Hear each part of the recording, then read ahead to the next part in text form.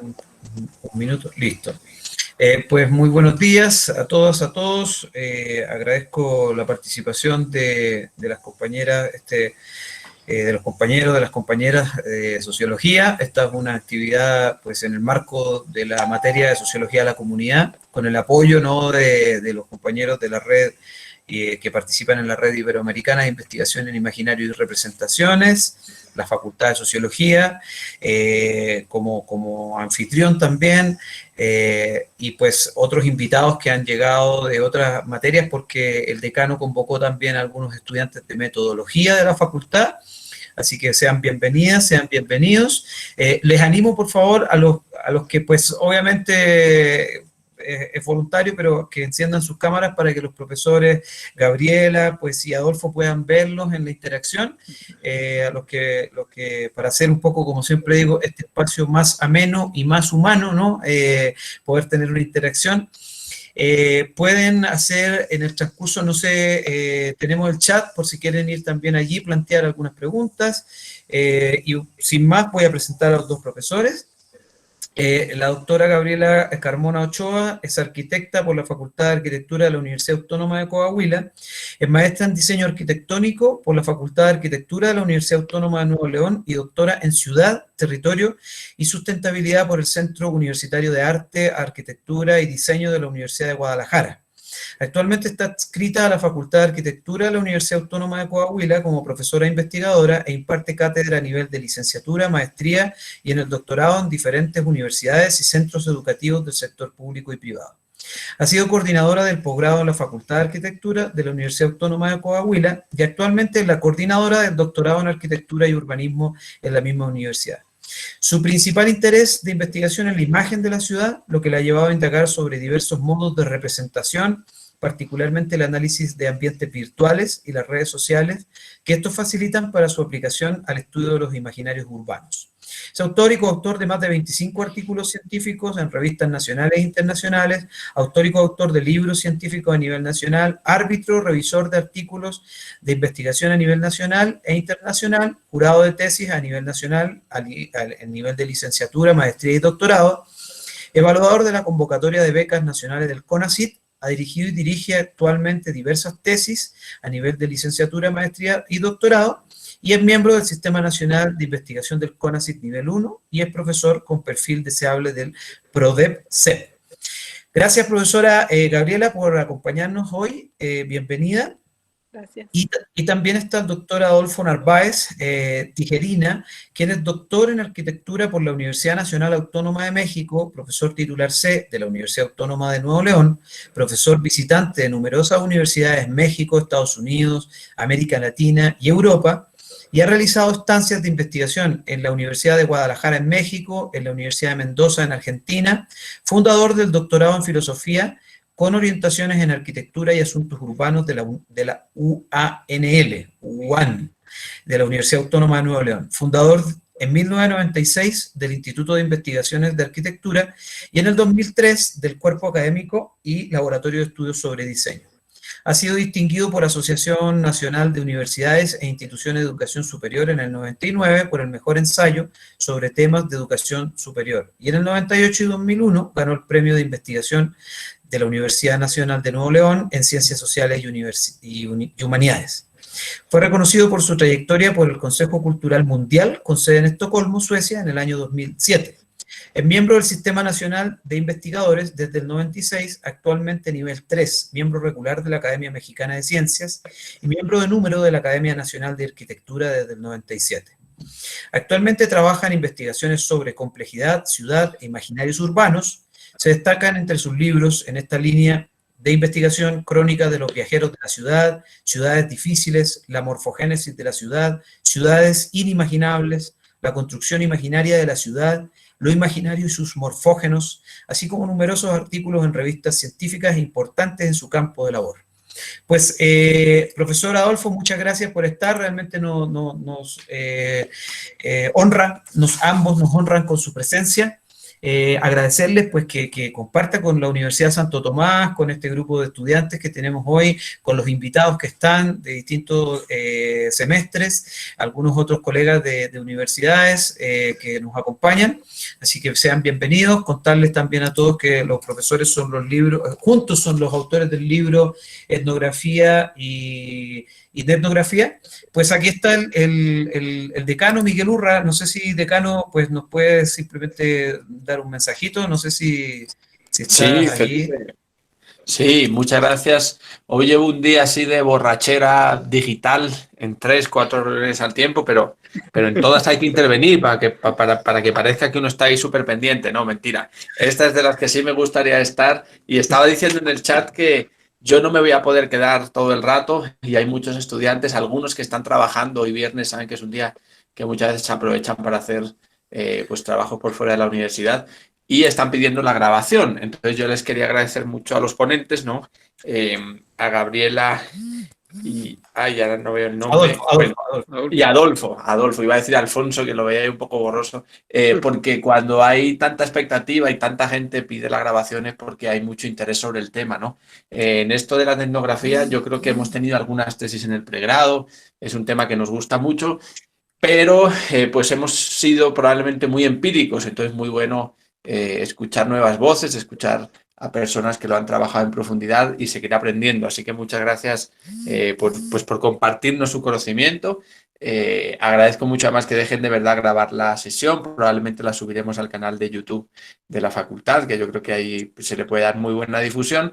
Muchas gracias también a Felipe por la organización. Yo sé que llevan una semana de locos, pero está valiendo la pena. Fíjense que hoy viernes, último día de toda la semana de los eventos de la RIR, con más de, no sé, ha habido cientos de ponencias y todavía hay 60 personas conectadas para hablar de etnografía, ¿no? Entonces, muchísimas gracias a todos y a todas, un abrazo y qué bueno abrir estos espacios. Muchas gracias. Gracias. Gracias. Gracias, Miguel, el decano de la Facultad de Sociología. Entonces, pues, sin más, agradecerle a los profesores, pues, contar que esta es una iniciativa de Sociología de la Comunidad, ya que, pues, los estudiantes de Sociología de la Comunidad tienen que hacer etnografía, así que, pues, estos elementos sin duda les van a otorgar herramientas útiles. Así que muchas gracias, Bueno, profesores. Pues, tienen la palabra. bueno, muchas gracias, Felipe, y gracias, profesor Miguel Urra, por las palabras bien recibidas, bien queridas acá desde México que estamos. Pues miren, lo que voy a hacer es compartir la presentación como presentación, por lo tanto, no los voy a estar viendo yo a ustedes. De hecho, si existen algunos comentarios en chat, pues quizás tenga forma de verlos hasta el final. De manera que lo que vamos a hacer como dinámica de presentación es que les ofrecemos la charla, hacemos nosotros la presentación nuestra y al final dejamos toda esta parte de establecer un diálogo. Nos interesa mucho pues dialogar con ustedes por varias razones. En primer lugar, porque nuestra charla está dirigida hacia la arquitectura y la ciudad. El libro que nosotros publicamos en Editorial Pearson hace ya algunos años, unos 3 años, ¿no? Sí, unos 3 años. Tiene que ver con este aterrizaje. Sin embargo, sabemos que, bueno, pues y como lo vamos a ver durante la charla, la etnografía y la etnografía tienen raíces que van más allá de la arquitectura y la ciudad. Nosotros adoptamos estos métodos y los transformamos en instrumentos que nos ayudan a ver los problemas que son como más importantes para nuestra disciplina o que van transformando, inclusive, según lo vamos a ver, van transformando a nuestra disciplina. Entonces, el aterrizaje es sin embargo, no dudo que haya puntos de contacto muy importantes con las problemáticas y con los problemas de investigación que son importantes para las áreas de sociología y las áreas afines, ¿no? De hecho, el abordaje desde las ciencias sociales y de las humanidades de nuestra disciplina, es decir, de la arquitectura y el urbanismo, es cada vez más nutrido. Nuestra interdisciplina con la sociología, con la antropología, con la psicología y otras disciplinas de las ciencias sociales y de las humanidades es cada vez más pleno. Entonces, creo que por ahí tenemos mucho que aprender unos de otros, ¿verdad? Y por eso nos es importante el diálogo con ustedes, para tener también una retroalimentación que nos permita a nosotros pues ir avanzando en lo que hacemos. Nadie tiene una respuesta total a un problema, o sea, se nutre de una revisión del problema en la comunidad, se nutre de estas idas y venidas en el mundo académico que nos permiten, pues las clases, los congresos, todas las interacciones que podemos tener, nutren nuestros puntos de vista y nos hacen reflexionarlos. Y por otra parte, pues nos permiten ver que fuera de las hegemonías dominantes en este mundo existe ciencia, ¿no? Se está haciendo ciencia. Entonces, por ahí creo que vale la pena empezar. Entonces, voy a compartir mi pantalla como presentación para que esto vaya teniendo lugar. Primero que hay cosas que yo quisiera un poco como dejar claras, ¿no? Hay cosas previas a entrarle al estudio de la etnografía o a entrarle a la explicación de este método que me gustaría dejar muy claro para ustedes. En primer lugar, que la arquitectura tiene pues unas áreas de conocimiento que le son propias. Por ahí en la parte superior de la tabla lo voy a señalar con el puntero de mi mouse para que lo vean. Esta parte superior de la tabla son las orientaciones de conocimiento o los conocimientos que están implicados en la arquitectura. Nosotros tenemos conocimientos en la disciplina que van desde la ingeniería, de la física, hasta las artes. Entonces, es un área de multidisciplina bastante amplia, ¿no? Que abarca una serie de problemáticas y una serie de conocimientos que no son propios. La segunda cosa que hay que ver en esta tabla es la naturaleza objetual de la arquitectura y la ciudad. Nosotros hacemos cosas, por supuesto, para el mundo físico, es decir, hacemos edificios, hacemos calles, hacemos banquetas, hacemos arborizados, hacemos grandes palacios, hacemos casas desde la más humilde hasta la más grande, y conformamos con ello pues un escenario para la vida, ¿no? Por supuesto que esto está dentro de la naturaleza física del mundo, es decir, estamos hablando de objetos como tales, ¿no? Tangibles, ¿no? También tenemos en nuestro hacer cosas que tienen que ver con la naturaleza con significados, ¿no? A esto le llamamos mundo 2, siguiendo la hipótesis de Karl Popper y John Eccles, el filósofo alemán y el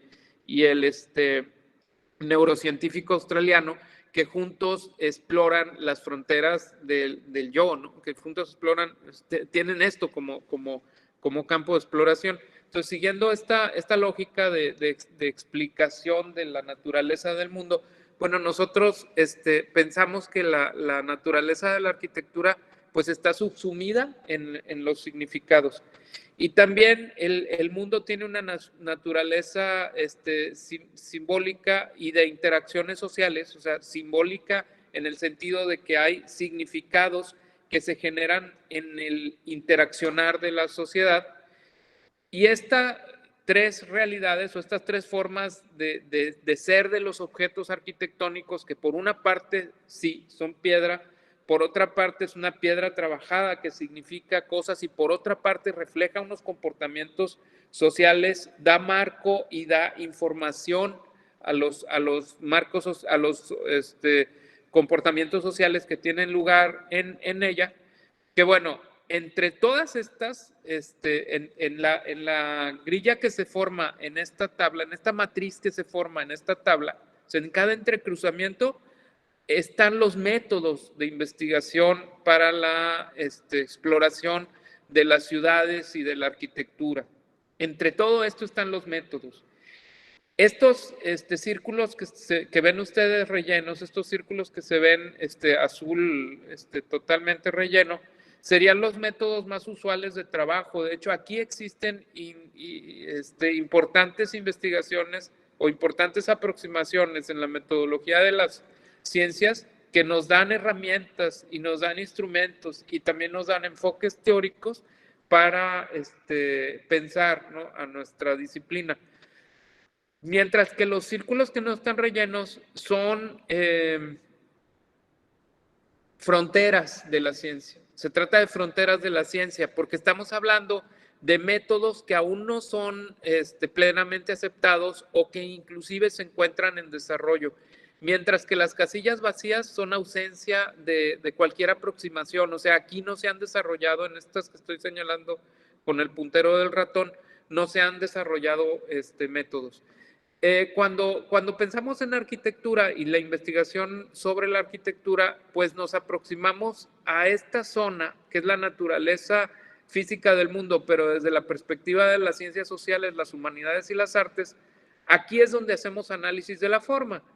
Pero cuando analizamos la naturaleza mental, es decir, los significados, y la naturaleza simbólica, es decir, las interacciones sociales, aquí nos estamos aproximando con métodos etnográficos. Todas estas pues formas de existencia de la arquitectura y formas de conocimiento sobre la arquitectura tienen que ver con la etnografía. La etnografía está implicada en esa región del conocimiento arquitectónico.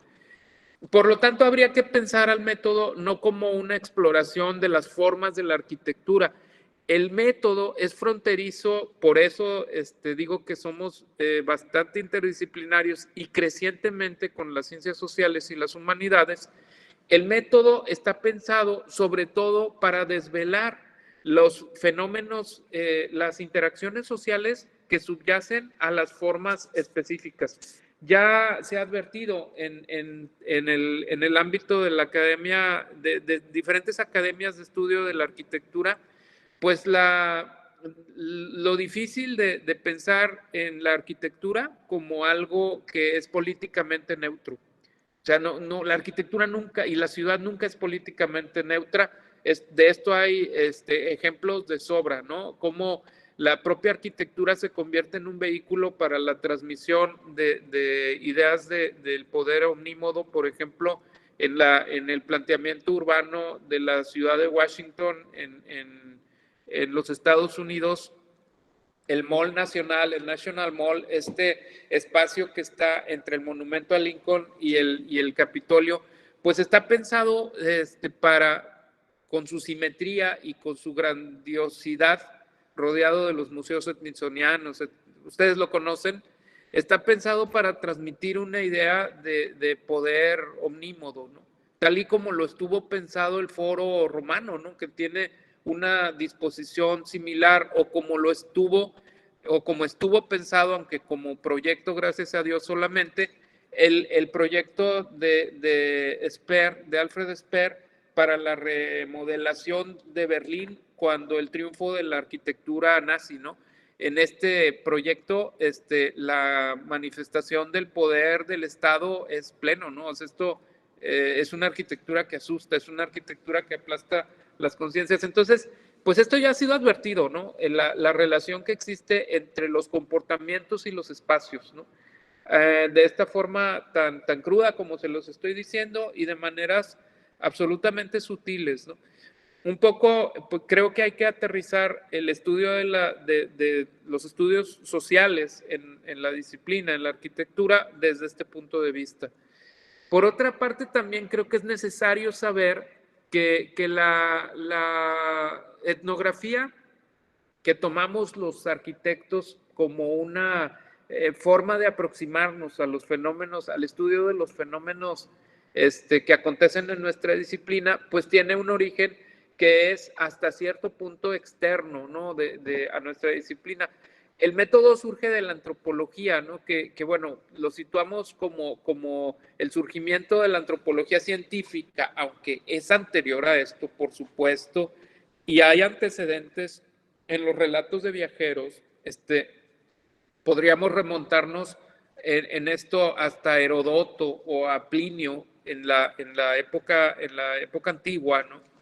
Pero a pesar de esto, bueno, nosotros pensamos que es como prudente señalar el surgimiento de la etnografía como cercano al surgimiento de la antropología científica, que se da alrededor de 1804, que Perron publica este viaje de descubrimiento de las tierras australes, ¿no? Donde describe ya de una manera sistemática las costumbres de los aborígenes tasmanos, ¿no? Que por cierto luego fueron exterminados por los ingleses, ¿no? Fue un pueblo que fue exterminado por la colonización inglesa. Conservamos solamente la memoria de sus costumbres y de sus formas de vida por los trabajos de este antropólogo francés. Y también, bueno, para el Estado norteamericano y el Estado inglés, para su trato con los indígenas, el Estado norteamericano funda el Buró de Etnología Americana y la institución smithsoniana, que a mediados desde mediados del siglo XIX, pues se encargan de realizar los primeros estudios antropológicos que ya son sistemáticos, es decir, que dependen de una formulación de un método estandarizado, ¿no? No solamente son descripciones, ahora la inclinación que tienen estas burós nacionales, pues es el de formar medios de comunicación o formar interlocución con los pueblos indígenas, pues de cara a apropiarse de sus tierras. O sea, también en esto hay que señalar que hubo un proceso de colonización pues que fue absolutamente abusivo con los habitantes originales de los Estados Unidos. En esta primera época, que es anterior a 1918, pues sobresalen Boas, Rivers y Malinowski, ¿no? Luego Fraser, Heyerdahl, Mead, Campbell, pues representan el ejemplo de lo que hace la antropología hoy, más bien tratándose de basar en descripciones minuciosas de los pueblos, ¿no? Ahora, ¿cuándo se interesa la antropología, la etnografía en el mundo urbano? Yo creo que vale la pena esto verlo como a partir de la escuela estadounidense e inglesa, pues, se hace un método estandarizado, pero cuando se dan los procesos masivos de inmigración a los Estados Unidos y se constituyen comunidades multiculturales, como en la ciudad de Chicago, surge la necesidad de estudiar el contacto cercano de diferentes formas de ver y de construir el mundo, ¿no? Y a partir de 1920, la Escuela de Sociología Urbana de Chicago, entonces empiezan a hacer estudios comparados de comunidades de inmigrantes en esa ciudad, para los que fue fácil adoptar los métodos del Buró de Asuntos Indígenas y que había desarrollado pues ya por más de 50 años la institución smithsoniana, para aplicarlos a los estudios en el interior de las ciudades. Es decir, ya no fue, como lo señala Malinowski, la necesidad de ir en pos del salvaje. Así, esa es la forma en que Malinowski intuía que debía de hacerse el descubrimiento antropológico. Ya no es en ese escenario en el que se trabaja, sino Burgess y Park nos proveen herramientas para trabajar en el mismo contexto urbano. En México, acá en nuestro país, el uso de etnografía en estudios urbanos se reconoció como por primera vez realizado en 1995 en la Universidad Nacional. La Universidad Nacional fue pionera en la utilización de este método para los estudios urbanos. Hay un impasse grande entre los años 20, que empieza en los Estados Unidos, y los años 90, que es explicado por el interés en los estudios urbanos en México, que está basado pues en estudios econométricos y demográficos. Esta es una cuestión que está absolutamente ligada a las políticas gubernamentales, que tendían a ver a estas esferas del conocimiento social como las esferas para definir la política pública. Esta es la explicación que fácilmente se encuentra, ¿no? Pero es a partir del 95 que se interesa la Academia Mexicana en particular, y la latinoamericana va introduciéndose esta necesidad de estudiar los entornos urbanos desde la etnografía, pues es abiertamente desde la etnografía, porque hay estudios previos desde la sociología urbana que digamos, dan otro antecedente, pero directamente de la etnografía se da a partir de esta última década del siglo XX, pues abren un camino bien interesante para el estudio de las culturas urbanas como producto de las interacciones sociales, y se empieza a pensar en políticas públicas, políticas urbanas públicas que estén basadas en el estudio de las interacciones sociales, y ya no tanto en otros estudios basados en la econometría o basados en la demografía. Con ello, se ha ampliado el espectro de fenómenos que pueden ser observados y que pueden definir las políticas públicas desde las necesidades factuales o las necesidades más visibles y ligadas al mundo físico, al mundo uno, volviendo a retomar el esquema de Popper y Eccles. Y se empieza a pensar en que para definir bienestar, para definir el nivel de desarrollo de los pueblos, pues es necesario ver otra clase de necesidades, como las necesidades sentidas, por ejemplo, que en muchas ocasiones, no en pocas ocasiones, pues son inmensurables. Por lo tanto, difícilmente pueden ser abordadas desde medios que sean basados en la descripción matemática. Por lo tanto, estas descripciones más antropológicas o inclusive sociológicas, pues han sido adoptadas para la definición de una política pública.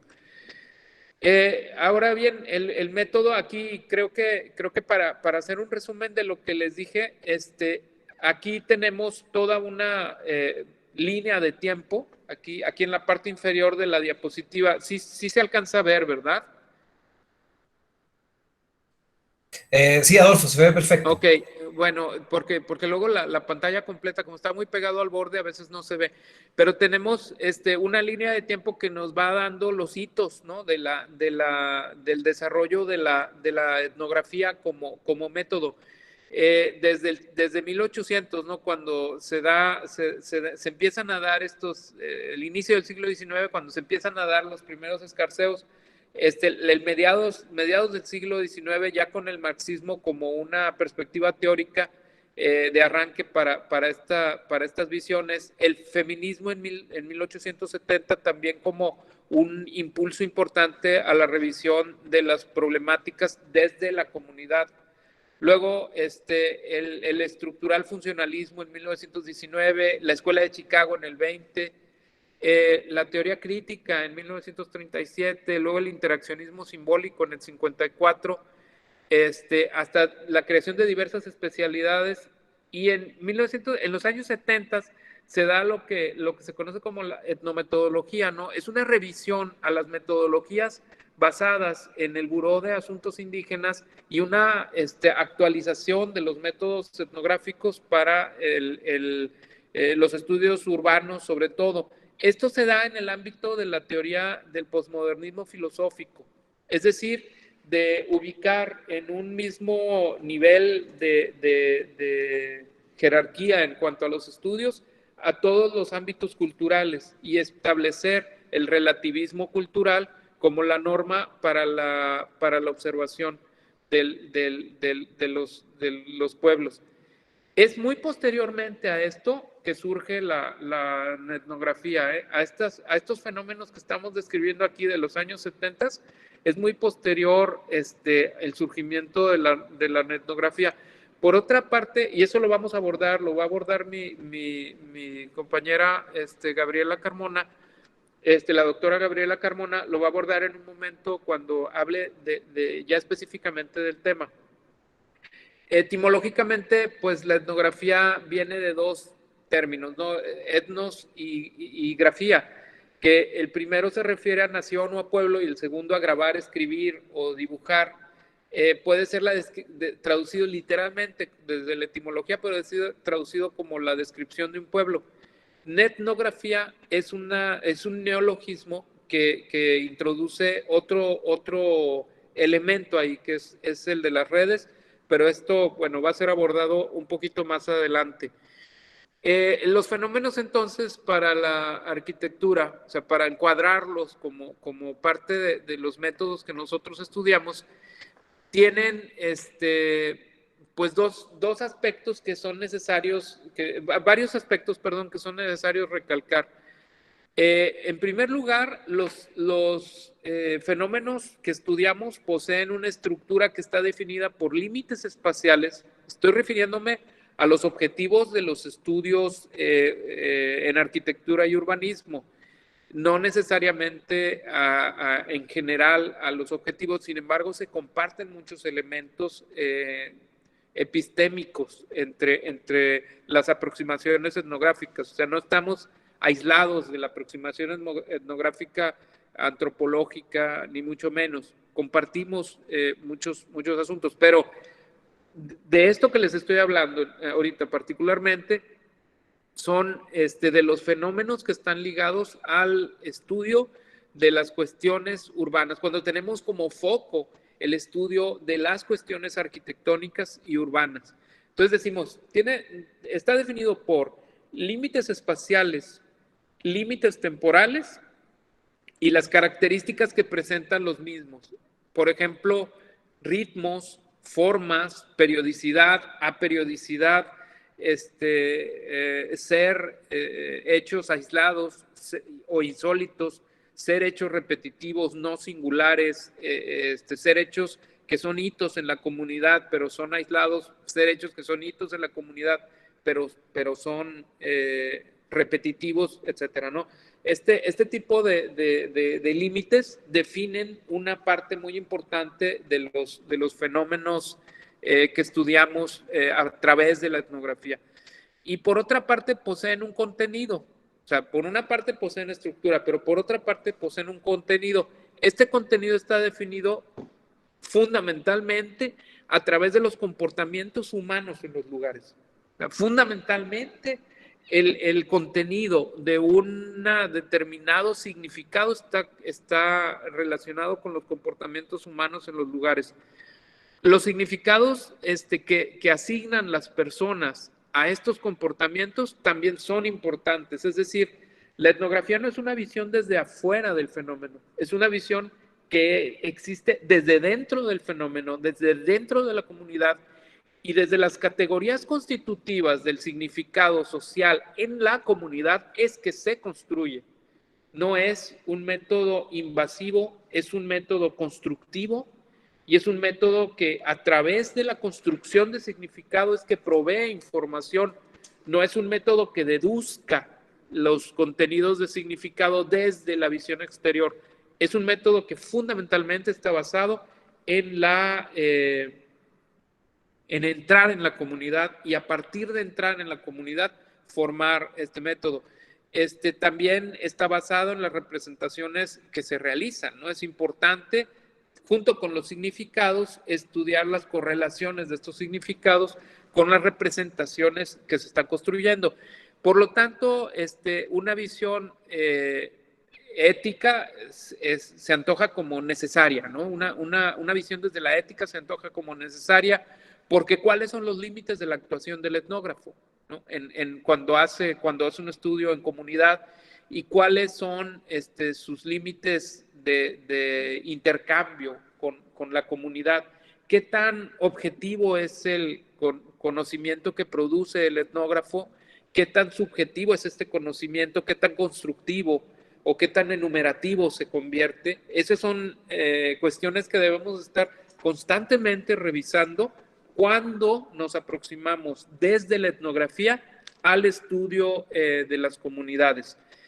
Entonces, digamos que estas dos formas de verlo nos orientan a pensar que la etnografía pues es altamente dependiente de la comunidad, y esta dependencia de la comunidad lo convierte hasta cierto punto en un método fenomenológico. O sea, la perspectiva teórica de la etnografía se apoya de la fenomenología, por un lado, y por otra parte es hermenéutico, porque trata de descubrir, trata de desvelar los significados que subyacen a los comportamientos, a las formas y a las maneras de pensar de las comunidades sobre sus propios comportamientos, sobre sus propias formas y sobre la naturaleza del mundo.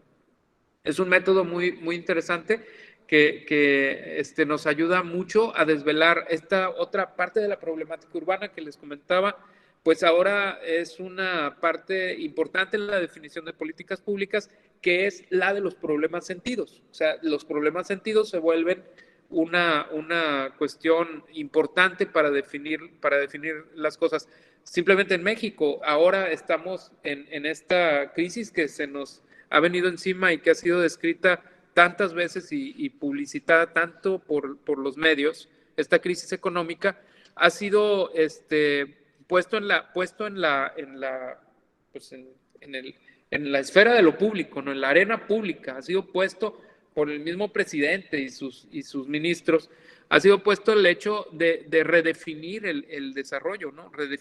Hacer una definición nueva de desarrollo, que esté basada más que en aspectos externos, mensurables, como sería, por ejemplo, el Producto Interno Bruto o la distribución de los ingresos entre las poblaciones o estas cosas, con otros componentes, ¿no? Que nos den una idea más completa y más compleja de bienestar, por ejemplo, ¿no?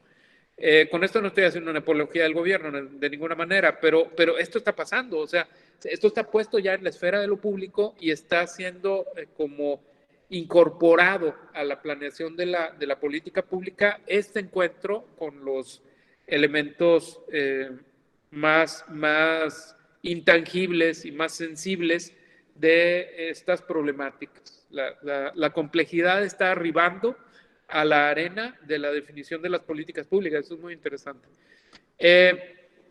Ahora bien, el mundo digital, ¿no? Creo que esto también es algo que conviene que sepamos. O sea, esto son cosas que conviene que sepamos antes de que entremos a pensar en el uso de los métodos en etnografía.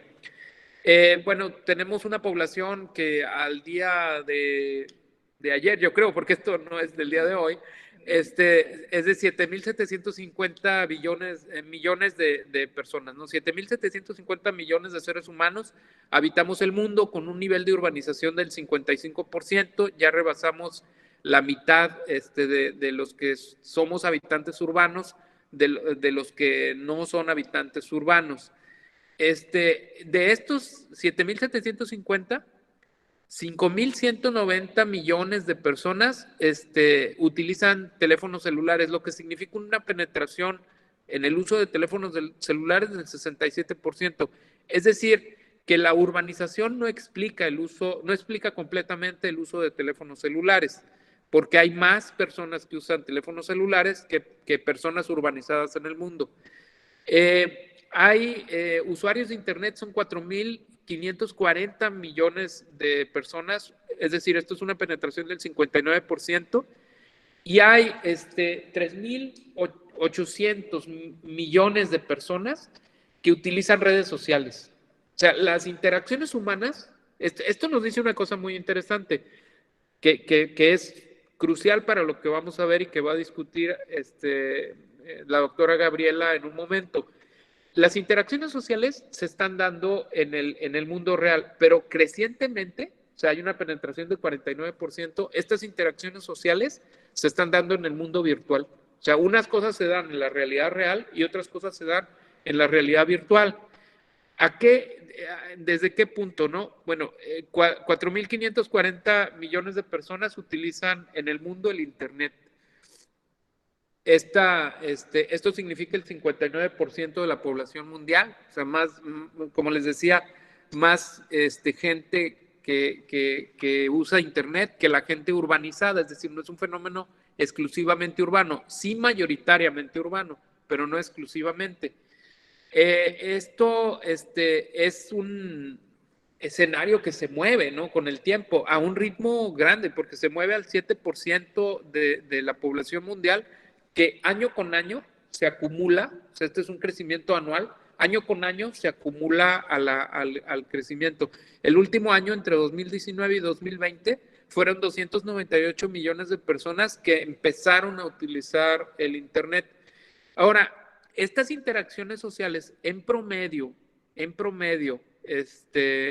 para los usuarios de Internet significan estar metido en el mundo virtual, estar teniendo interacciones en el mundo virtual 6 horas con 43 minutos todos los días. En promedio, hay gente que tendrá una interacción más total y hay gente que tendrá poca interacción, pero en promedio estamos yendo al espacio virtual una cuarta parte del día. Entonces, esto es muy importante porque una buena parte de las interacciones sociales se llevan a cabo ahí. Esta gráfica muestra, también es necesario conocerla para ver el nivel de impacto que tiene nuestra inclusión en el mundo virtual. Este gráfico muestra el incremento en el uso de Internet a lo largo del tiempo, ¿no? Por supuesto que entre 2015 y 2016, 2017 fue muy grande. Entre 2018 y 2019 también fue muy grande el incremento. Después ha tendido a ralentizarse, pero la pendiente de toda esta gráfica es positiva. O sea, hay una tendencia a que prácticamente todo el mundo esté conectado a Internet. Y hay diferencias regionales, que estas quizás sí tengan que ver con el nivel de desarrollo económico de las regiones. Como vemos aquí, por ejemplo, hablando de América, ¿no? Los países de Sudamérica en promedio tienen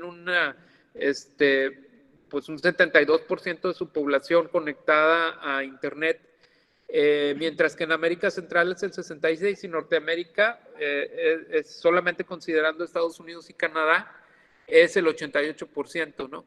Pero si esto lo contrastamos con el norte de Europa, el 95% de la población está conectada a Internet, que es muy contrastante con el 22% de África Central, ¿no?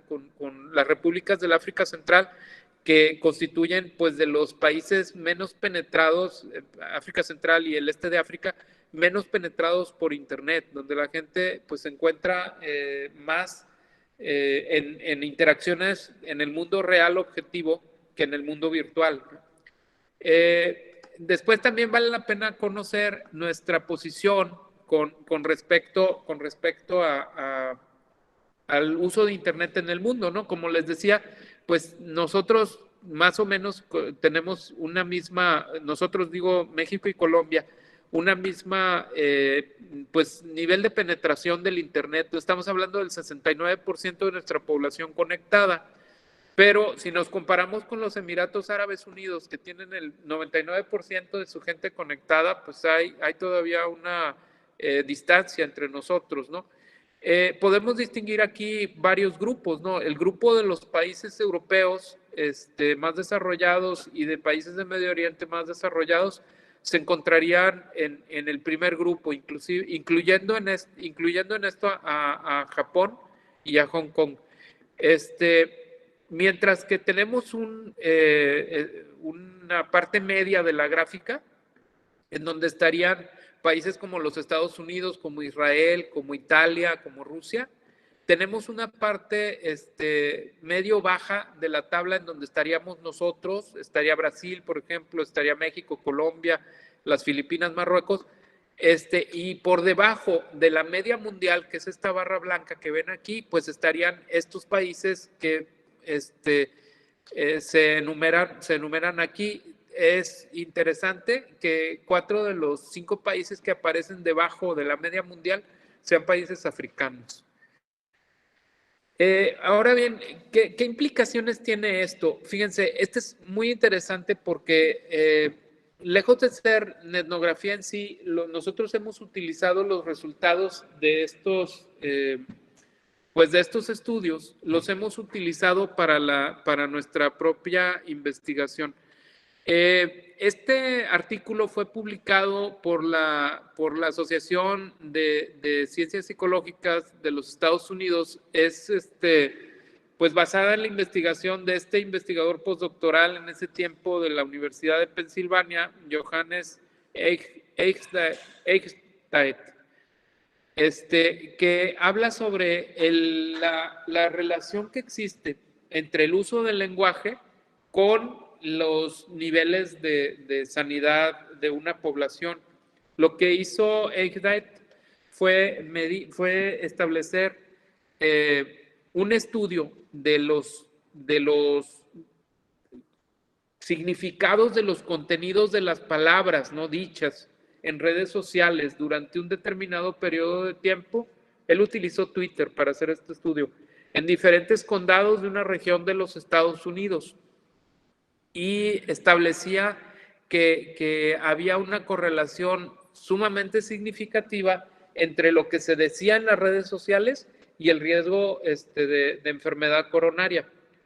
Es muy interesante esto porque uno puede decir, bueno, pues igual y si como grasas saturadas y no hago ejercicio, pues esto va a ser una definición o es lo que utilizan los epidemiólogos para saber si una población pues tiene una probabilidad de que ocurra una enfermedad coronaria. Los informes médicos epidemiológicos que se basan en esta clase de mediciones normalmente llegan a tener hasta 95% de certeza en que la enfermedad coronaria se va a presentar. Es muy alta. O sea, realmente es muy cierto que si comemos grasas saturadas y no hacemos ejercicio, podemos morirnos del corazón. Esto pues sí es cierto. Pero ECSTAT lo que probó es que conociendo lo que la gente habla y se comunica en las redes sociales, es posible predecir la ocurrencia de la enfermedad coronaria en una población, o sea, hacer un perfil epidemiológico de la población, hasta con un 97% de certeza.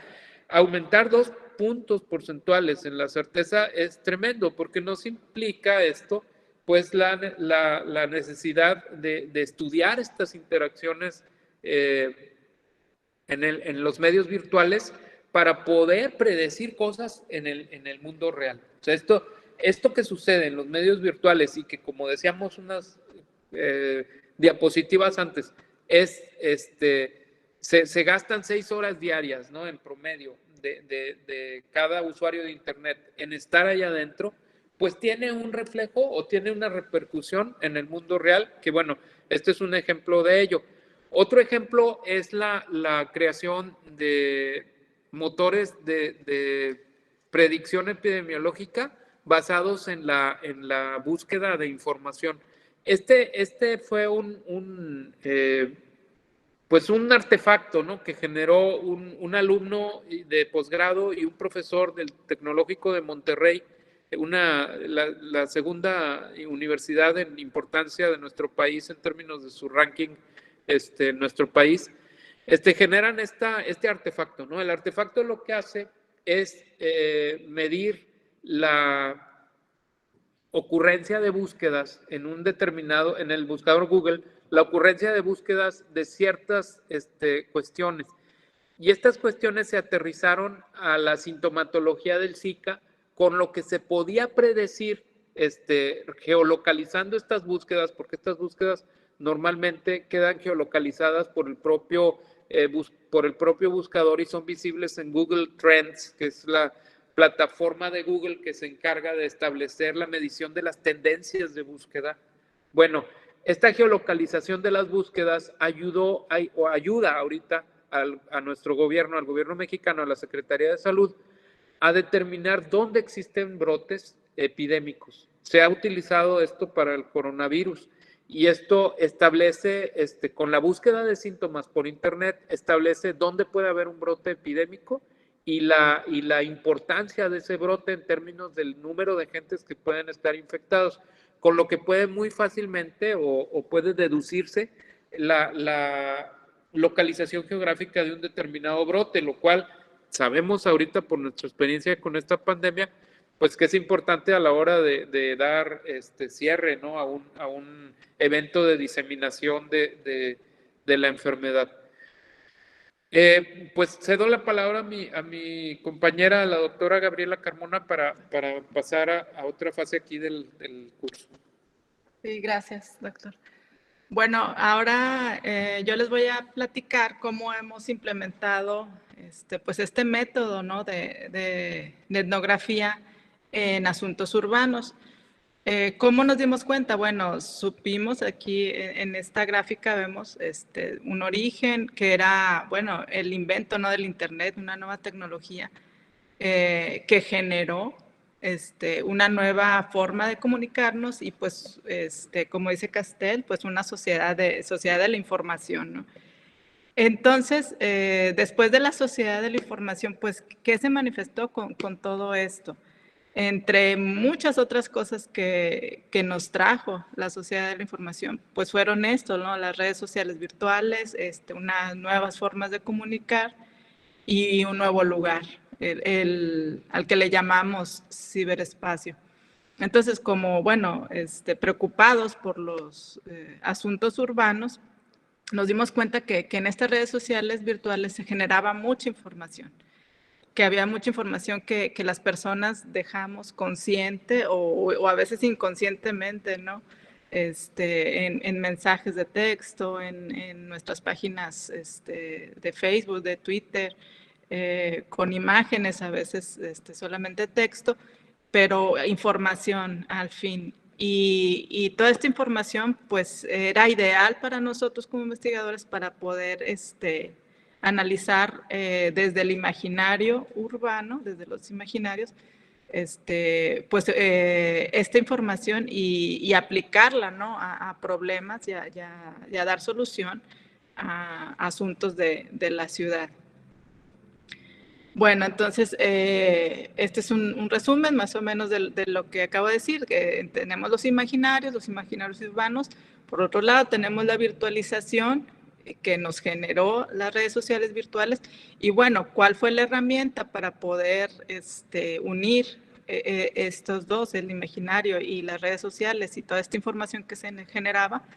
Bueno, pues nos dimos cuenta que la etnografía o las bases de la etnografía, que ya comentó aquí el doctor, y que se empezaban a usar, sobre todo en cuestiones de mercadotecnia, pues fue la etnografía. Y después de la etnografía, bueno, hacer un análisis del contenido, ¿no? De esto. ¿Qué vimos, no? ¿O qué queríamos comprobar con este estudio? Que existe una correlación muy importante entre lo que pasa en la realidad, ¿cómo le dices tu realidad? La realidad real. Sí.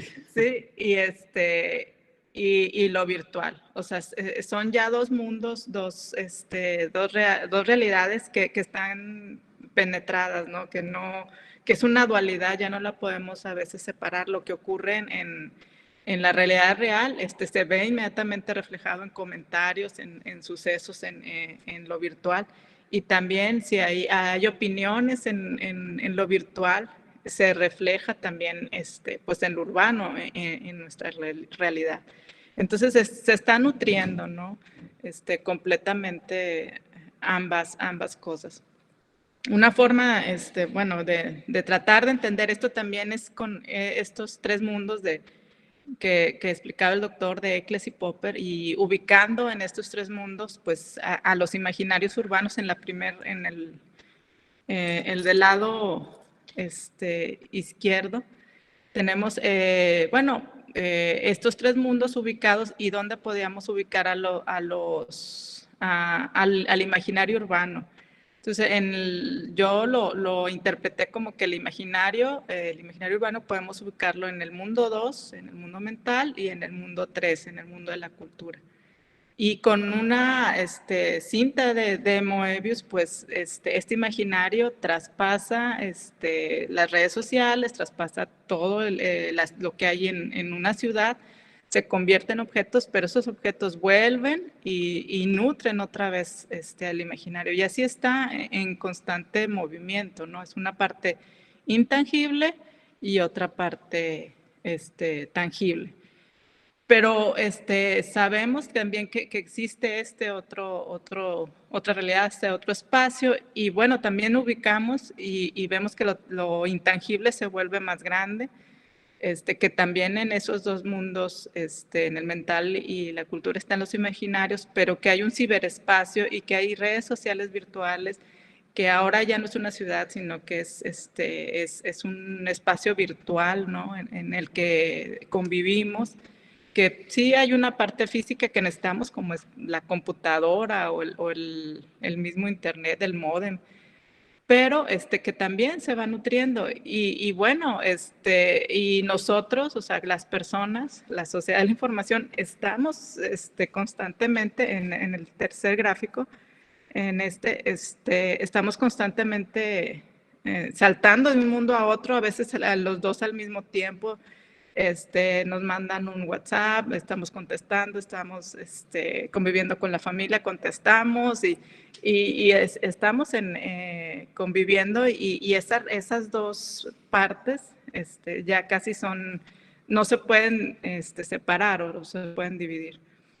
Y así, bueno, por eso pensamos que con esto podíamos entender mejor lo que lo que la sociedad de la información nos está trayendo. Y bueno, la etnografía, como les dije, es un método que se basa completamente en todos en todas las técnicas que hace la etnografía, pero bueno, ahora en un entorno virtual.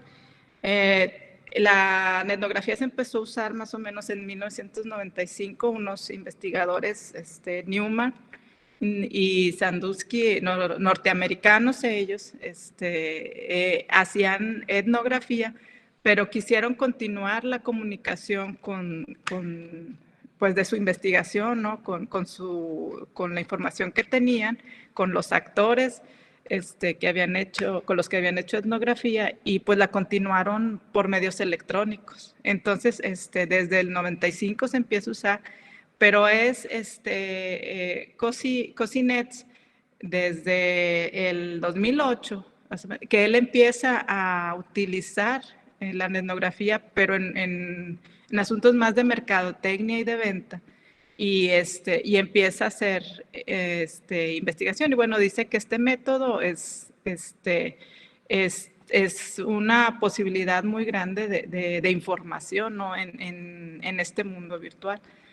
También estas investigadoras húngaras, Dornijev y Mitev, también explican que es un método muy flexible, que puede adaptarse a muchas pues, situaciones que se presentan en este mundo virtual, y bueno, pues que sirve, ¿no? para hacer investigaciones sociales. Otro investigador también es Turpo.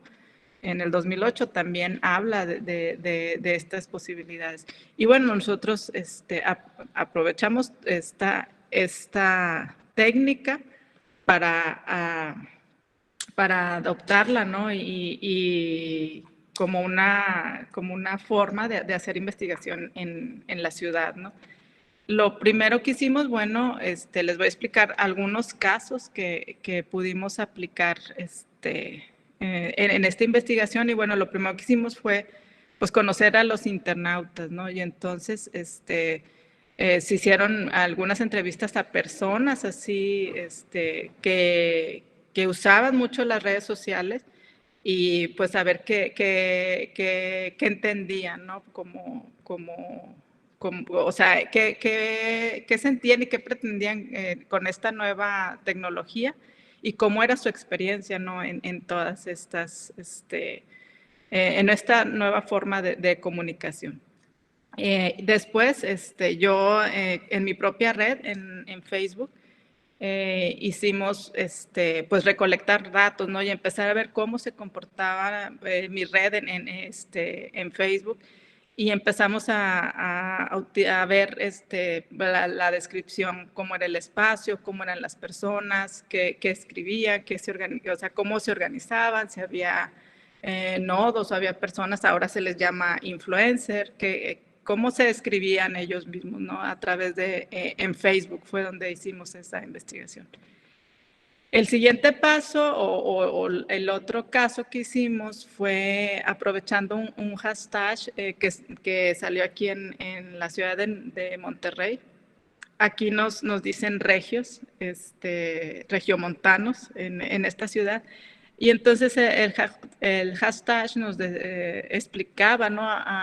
Que si no eres regio, si no, y lo dejaba con puntos suspensivos, entonces la gente opinaba en Twitter, pues qué significaba ser regio, ¿no?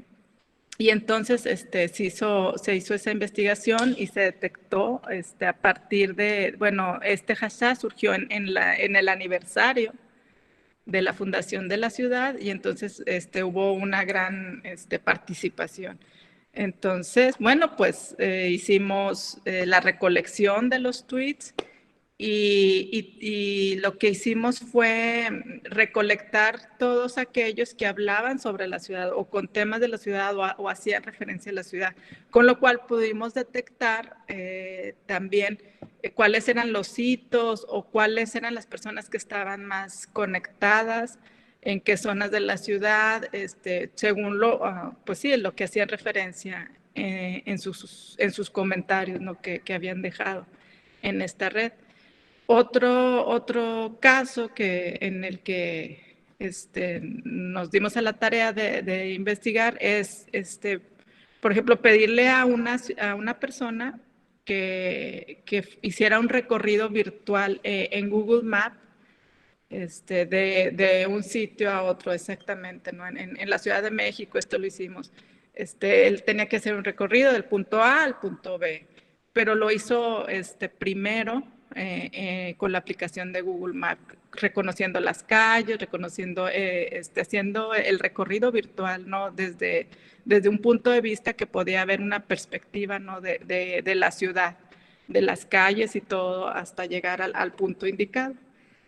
Y luego que lo hiciera en la realidad.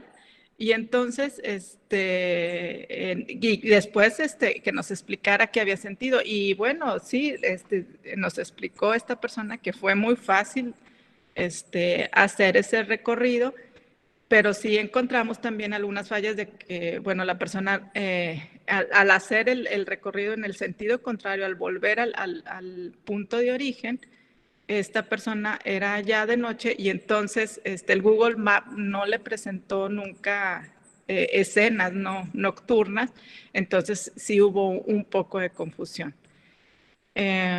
Otra cosa que hicimos fue asociar en la ciudad de Monterrey el uso de Internet con variables socioeconómicas, o sea, ver nuestro censo de población del 2010 y ver cuáles eran las zonas de la ciudad donde se utilizaba más Internet y con la densidad de población y esto fue lo que nos arrojó. Lo mapeamos y aquí vemos estos dos mapas. En esta parte vemos los niveles socioeconómicos. Esta es la parte verde. Es la zona, es un municipio, el municipio de San Pedro, y todo esto se va hacia una parte que se llama Carretera Nacional, y todo este recorrido es un nivel socioeconómico alto.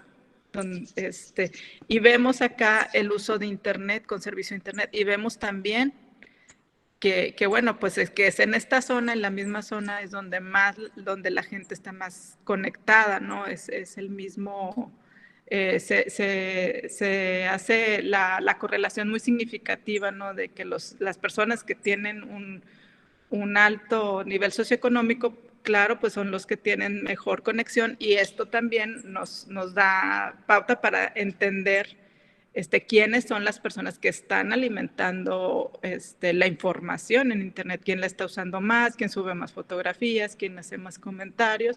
Entonces nos indica, nos sirve mucho también para determinar el imaginario, que era lo que nosotros estábamos buscando, el imaginario urbano. Bueno, entonces, otro caso que también usamos fue en otra parte del Internet, que son los buscadores. En los buscadores elegimos Google como uno de los buscadores pues, principales, ¿no? Que tiene Internet y que da mucha información, y el cual tiene Motor de búsqueda. Un algoritmo de búsqueda que indica cuál ha sido la página y te las muestra más, las principales te las da más arriba.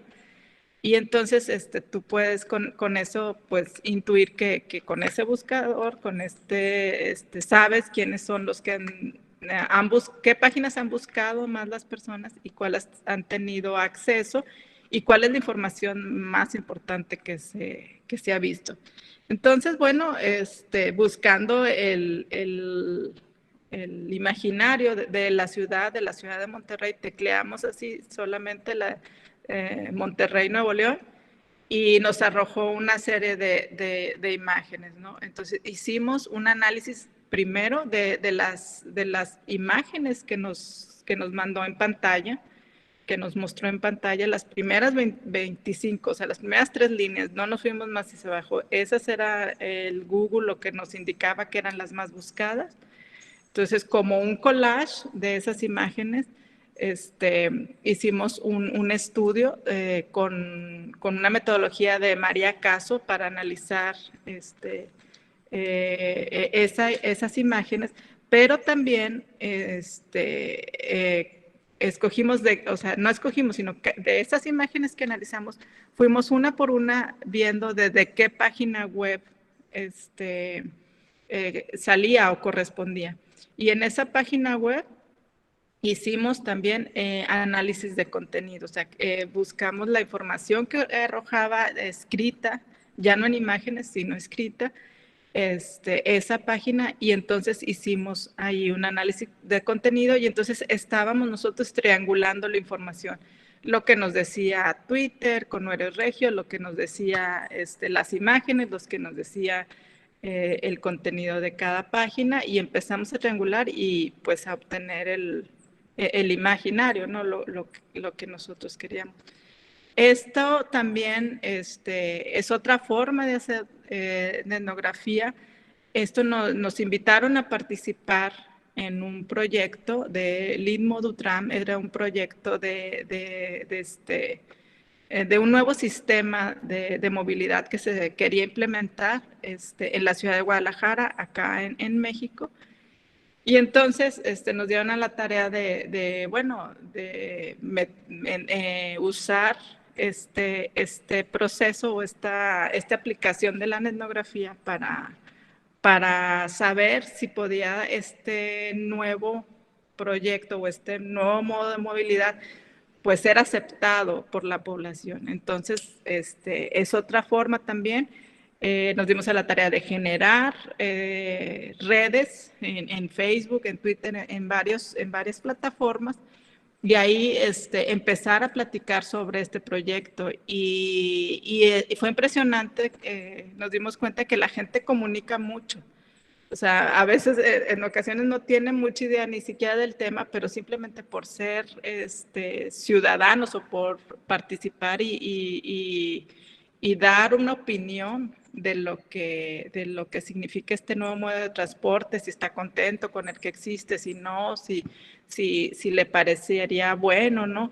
Y participó mucha gente. Entonces nos dimos cuenta que la gente, como lo comentó al inicio el doctor Narváez, como que el ciberespacio da la oportunidad de que tú a lo mejor, como sin tener mucho conocimiento del tema, pero puedes opinar, o estas jerarquías, decía, se han perdido, y tienes esa oportunidad de expresarte. Es más democrático, debo decir, más abierto, fácil acceso, lo tienes a la mano en un teléfono, entonces te puede llegar la información y tú das tu opinión de una manera muy fácil. Entonces, es una manera también ya no de hacer una intervención con las personas tan, a lo mejor tan estructurada como una entrevista o ponerle una encuesta. Ellos mismos, o sea, las personas están dispuestas y es muy fácil generar sus opiniones y saber pues qué es lo que quieren y lo que no. Esto a nosotros como como investigadores o como a veces nos hacen consultas por parte del gobierno. Es bien importante porque podemos decir si un proyecto, por ejemplo, puede ser exitoso, o decir no, las personas pues simplemente no lo están aceptando, no lo quieren, o sí. Entonces para nosotros es muy importante porque es como más sincero, o sea, no hay esta barrera del que te esté entrevistando. Tú das tu opinión en las redes. Y bueno, ¿dónde hemos aplicado en qué otras cosas? Hicimos también a nivel histórico una serie de un archivo, de una serie de fotografías de un archivo antiguo de la ciudad de Saltillo. Se estudió el imaginario, reconociendo todas estas fotografías que aparecían en internet también. Sabiendo que ahora este es un medio de comunicación, nosotros nos dimos a la tarea de buscar las fotografías que aparecían de este archivo, de este antiguo archivo fotográfico de la ciudad, y pues nos dimos cuenta de cuáles eran las preferencias de las personas en cuanto a sus recuerdos, en cuanto a la historia, ¿no?, de este lugar. Y aparecían solamente fotografías de espacios públicos, por ejemplo. Es un archivo que si lo puedes ver completo, hay edificios, hay interiores, hay exteriores. O sea, se fotografió la ciudad de Saltillo en esa época, entre 1910 al 30 más o menos, corresponde este archivo. Pero las que aparecían más en internet, las que prevalecían, eran los espacios públicos, las plazas, como el recuerdo, ¿no?, o la añoranza de lo que se había vivido ahí. En otra ocasión también aplicamos la etnografía para conocer el imaginario también a través de los usuarios de internet, de una ex hacienda que existe acá también en Saltillo, en el norte de México. Y se quería hacer una recuperación del lugar porque es un lugar histórico, y queríamos saber o tener la idea de qué pensaban, ¿no?, las personas sobre si se recuperaba primero la capilla. También hay un molino muy importante y una casa, una hacienda, ¿no?, la casa principal de la hacienda. Y realmente lo que aparecía en internet era la capilla, ¿no? La capilla de Santa María es esta que ven ustedes aquí, era la que prevalecía. Nadie tocaba el tema del molino, nadie hablaba de la casa del hacendado, no, solamente era la capilla y la capilla. Y entonces con eso supimos que, bueno, que era lo que primero que había que rescatar como para seguir atrayendo y que no se perdiera este espacio histórico. También en temas muy actuales hicimos una investigación sobre la discapacidad y la ciudad en internet. Se hizo un artículo y una colaboración en un libro, y fue así es como, vemos las primeras imágenes.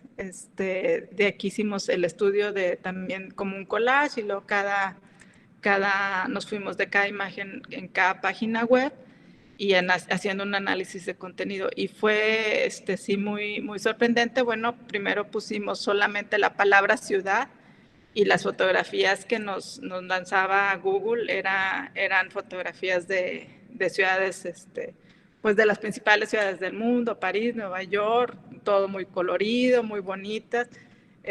Pero en el momento en que agregamos la palabra discapacidad, esto se convierte, ustedes aquí lo están viendo, en gris, en dificultades. Vemos que en internet la discapacidad es sinónimo de silla de ruedas, o sea, de la movilidad. Aunque sabemos que hay otras discapacidades, bueno, en internet esta es la que prevalece, ¿no?, la dificultad. Y en cuanto a lo que nosotros nos interesa, pues es la ciudad, ver todos los obstáculos que existen, y sobre todo, pues como ven aquí, son, lo que se enfrenta una persona en silla de ruedas, pues estos obstáculos de escaleras y de poca accesibilidad.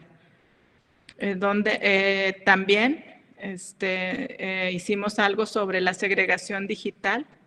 Esto ya fue un estudio más, más teórico, ¿no? De discutir sobre qué partes, como los vimos en las gráficas, qué partes del mundo están más conectadas, cuáles no, por qué.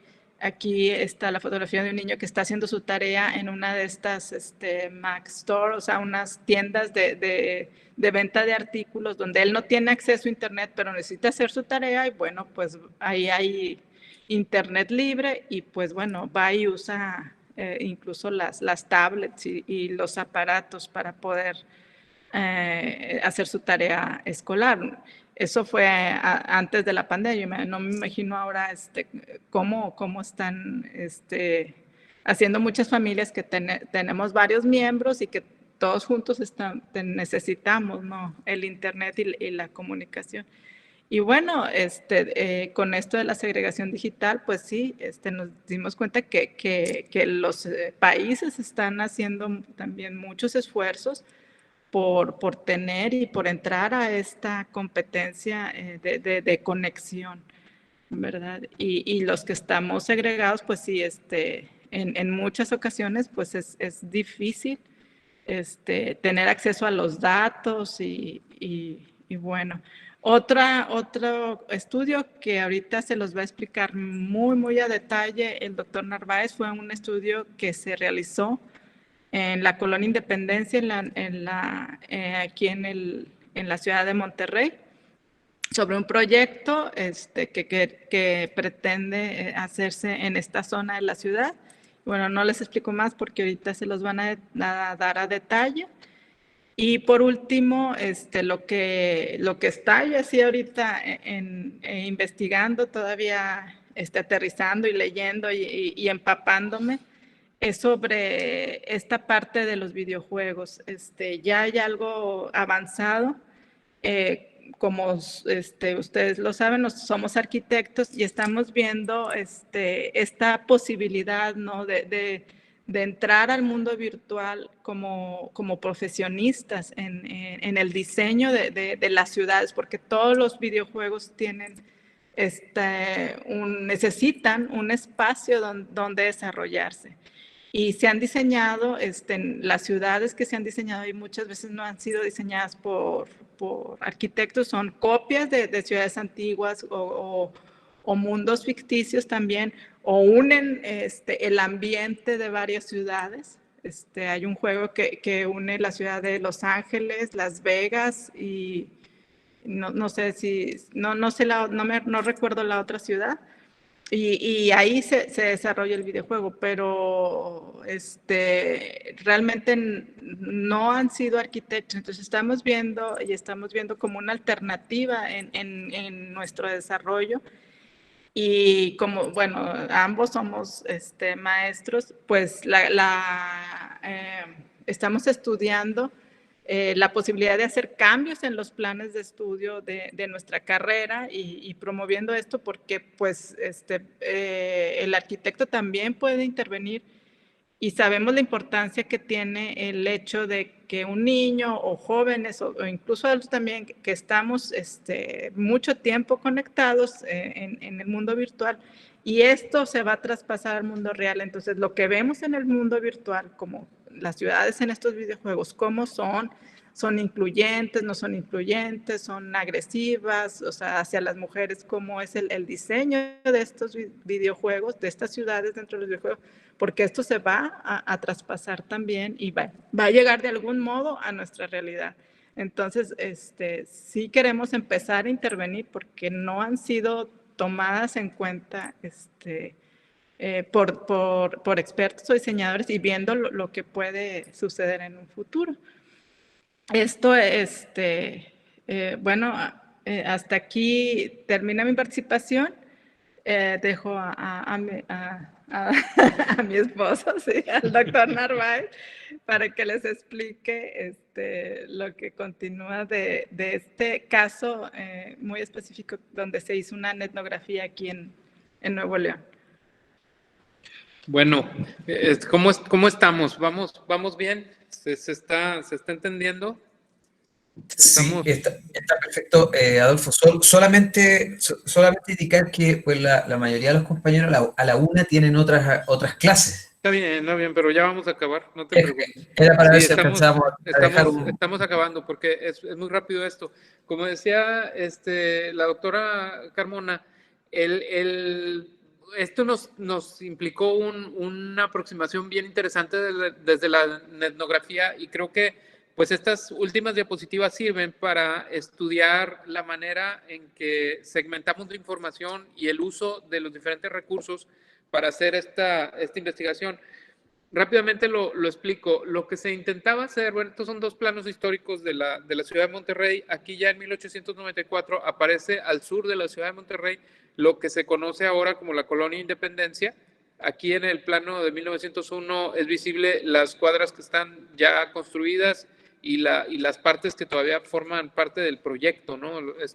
Esto fue a colonizar con el paso del tiempo todo una montaña, ¿no? Que atraviesa de oriente a poniente prácticamente el centro de la ciudad, que es la Loma Larga se llama. Bueno, fue a colonizar esto y llega prácticamente hasta la Cumbrera. De esta parte, digamos, de este sur, llega hasta la Cumbrera y hasta ahí llega, digamos, la habitación histórica de la clase popular regiomontana. Del otro lado es la zona más rica de la ciudad. Es el municipio con mayor renta per cápita en Latinoamérica. O sea, digamos que tiene en algunos lugares este municipio tiene niveles de desarrollo que pues, son prácticamente como de Suecia, ¿no? Pero a un ladito está una colonia que podríamos caracterizar como alguna zona de Medellín o de Río de Janeiro, de Ciudad de México, zonas populares, ¿no? Zonas de habitación popular donde viven trabajadores. Entonces, el proyecto era que se ha planteado durante algún tiempo, es el centro metropolitano, que es esta parte de aquí, conectarlo, esto no se ve, está ya fuera del mapa, no era una cosa que existía en 1901, después empieza a existir, conectarlo con el centro de negocios, ¿no? de la ciudad. Nosotros empezamos a hacer esta investigación, nos convocó el gobierno del estado para saber cómo hacer que funcionara el proyecto, porque había una oposición importantísima de los habitantes de la colonia Independencia, y claro, con razón, ¿verdad? Porque iban a pasar por el mero corazón de su colonia, a este proyecto de interconexión que primero se planteó como un túnel, ¿no? Primero se planteó como la excavación de un túnel en la Loma Larga para pasar con una pendiente menos pronunciada que lo que es el cerro, la pendiente natural del cerro, pasar del centro hasta la zona de Valle Oriente. Entonces nos convoca el gobierno del estado, indirectamente, nos convoca para averiguar qué está pasando. Y entonces lo que nosotros hicimos fue, pues, estudiar los flujos de información. Eso fue lo que tratamos de hacer, empezar a ver la opinión que tenían las personas. Inicialmente nos hicimos una búsqueda como la que describe la doctora Carmona sobre la colonia Independencia y descubrimos que había ciertos hitos arquitectónicos y urbanos que, bueno, estaban en la memoria colectiva de la población, ¿no? Hitos como la propia colonia, ¿no? Como un nuevo parque que se hace muy cerca de la cumbre de esta colonia, que es esta que ven aquí. Al fondo, quizás puedan ver, es muy pequeña la imagen, pido disculpas por ello, pero al fondo pueden apreciarse el distrito de negocios, ¿no? Con rascacielos y con edificios que superan los 50 pisos de altura, ¿no?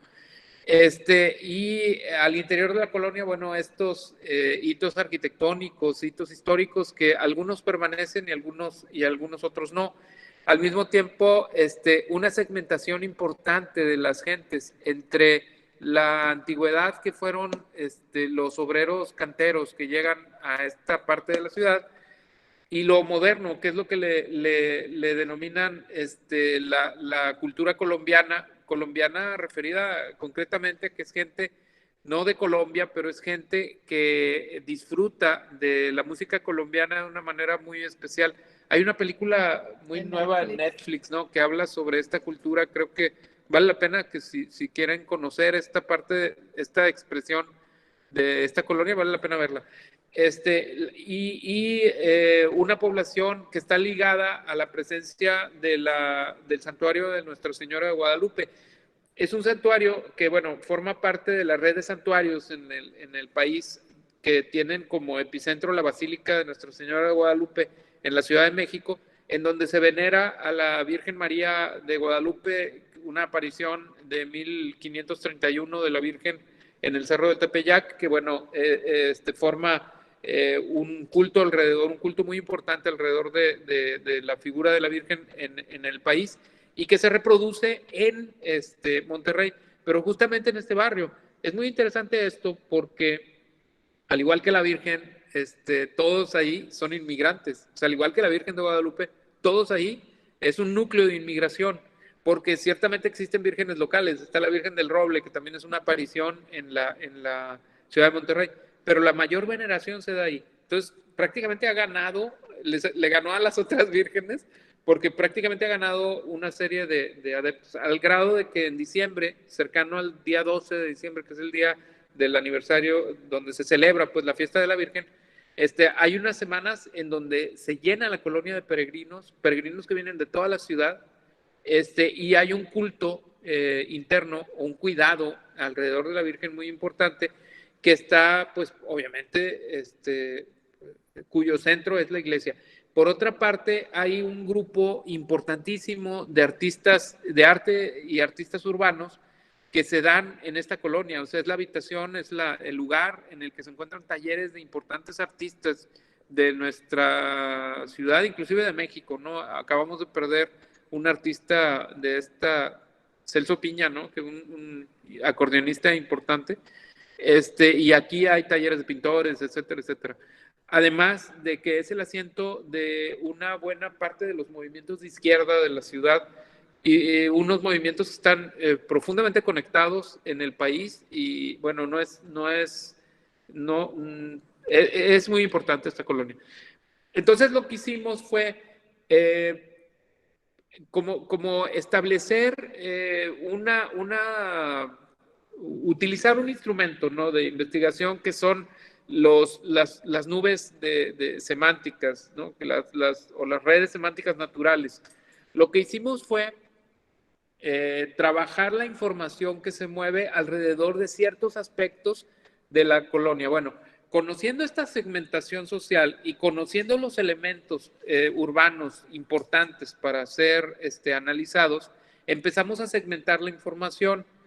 Utilizamos información de Twitter, de Facebook y de Google. Utilizamos estos tres elementos de vinculación de los usuarios en Internet, y trabajamos con la información segmentada. Entonces, en cada segmento generamos una nube de atributos y una constelación. Es decir, esta nube también creo que hay que verla como planos superpuestos. O sea, no solamente como palabras puestas al azar en el espacio, porque no están al azar. Los planos están superpuestos unos a otros, y los planos más visibles son los que tienen mayor relevancia en las comunicaciones, en las redes sociales. Esto surge, el estudio de relevancia surge de un análisis de contenido de las comunicaciones vertidas en Twitter, en Facebook, y las que pudimos tomar de Google, en donde levantamos los principales medios de información, ya sean oficiales o fuera del oficial, en periódicos o blogs o diferentes páginas que hablan sobre este problema. Hicimos esta clase de análisis, y de ahí dedujimos que hay una polarización, ¿no?, de informaciones. Por una parte están los que están en resistencia manifiesta al proyecto, o sea, un rechazo a la construcción del viaducto, donde hay ataques sistemáticos que se centran en redes sociales muy bien articulados entre sí, lo que revela que tienen una estrategia de medios, ¿no? Este nivel de articulación ya empezamos a ver que existe también una organización social que subyace a la estrategia de medios. Por lo tanto, intuimos que hay una organización fuerte y buena por debajo. Y por otro lado, también pudimos detectar que hay una muy buena estructura subyacente basada en el contacto con diferentes grupos de nuestro propio país. Todos estos grupos están relacionados con la izquierda política, que es una cosa pues interesante de analizar aquí.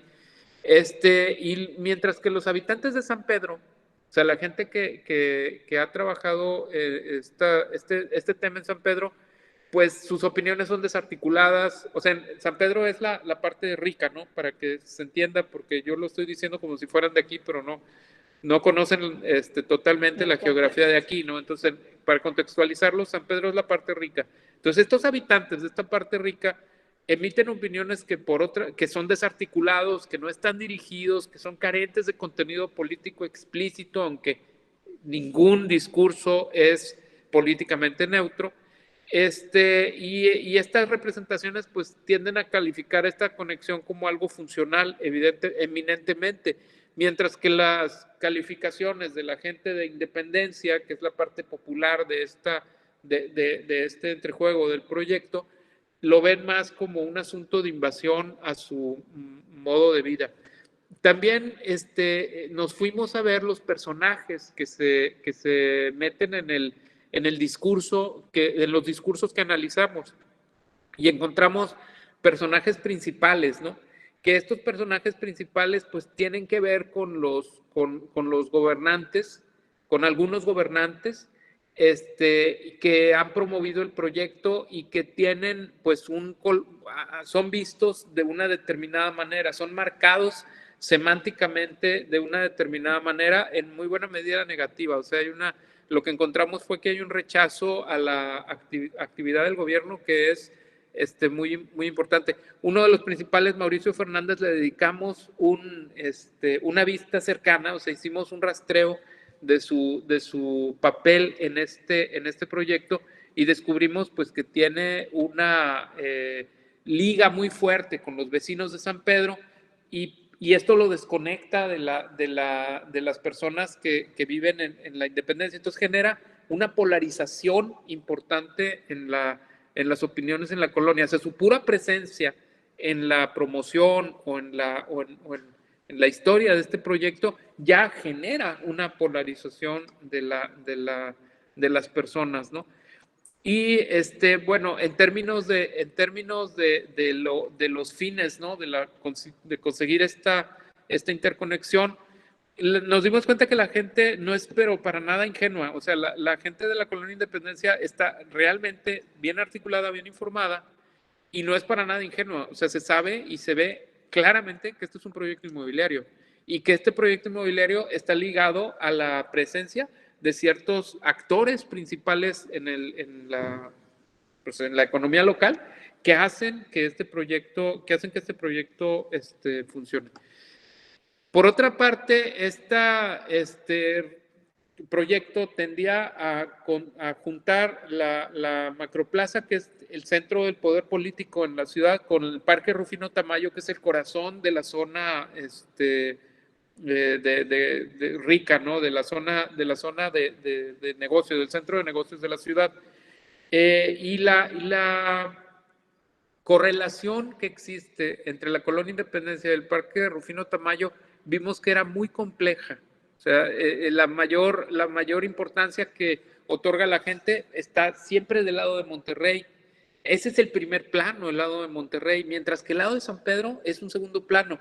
Y esto en muy buena medida se debe a que no hay una conexión en el imaginario de las gentes de Independencia con respecto a estos otros lugares de habitación de la gente rica y del distrito de negocios.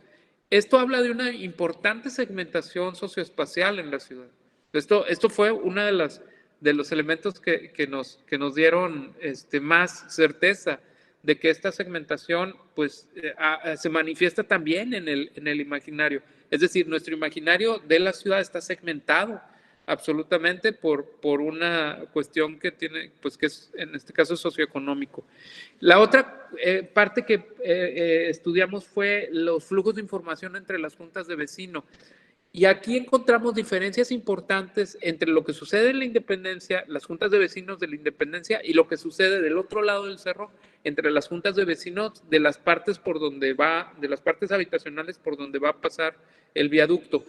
Y hay una pues importante diferencia entre ambos discursos. Uno, el del lado de Monterrey, el del lado de la Independencia, es muy emocional, está muy ligado al arraigo en la tierra y a la visión de que este proyecto es un ataque directo a este arraigo, y del otro lado no, simplemente es una cuestión funcional, es una cosa que va a agilizar las comunicaciones metropolitanas, que esto es muy importante.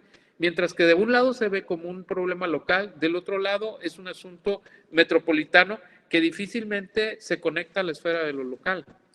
Y también los flujos de conversación que analizamos en redes sociales, esto lo hicimos a través de los tweets y de los mensajes en Facebook, lo que dicen unos y lo que dicen otros.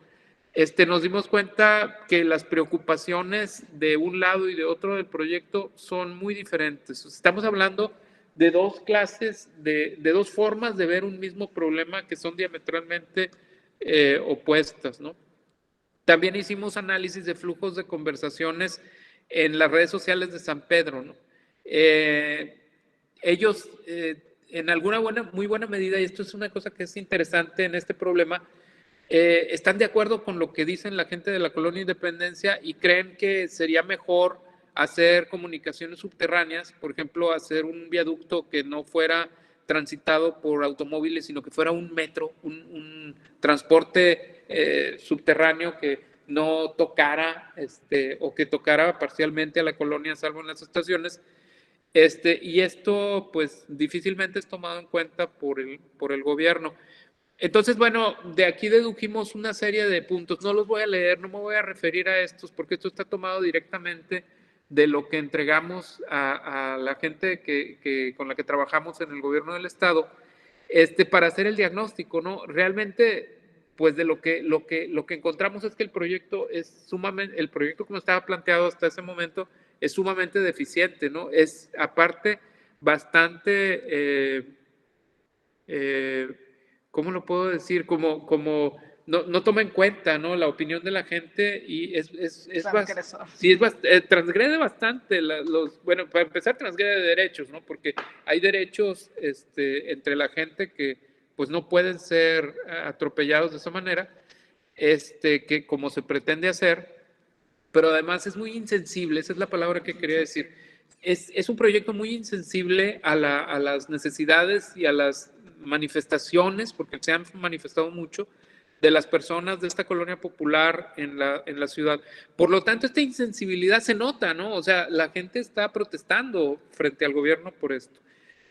Con esto doy por terminada la presentación, y pasamos, si ustedes lo desean, a otra etapa de la charla. Sé que queda muy poco tiempo, les pido una disculpa, yo no tenía idea que tenían este otro compromiso que me comentaba Felipe, pero adelante, estamos a disposición lo que haya de qué comentar. Muchas gracias, Adolfo, muchas gracias, Gabriela. Pues no sé si quieren dejar de compartir la pantalla, ahí ya nos queda... Sí. A ver, compañeros, tenemos 15 minutos de preguntas, no sé si hay comentarios de preguntas a los compañeros o las compañeras. No sé. A ver. Estefanía levantó la mano. ¿Sí? ¿No? No.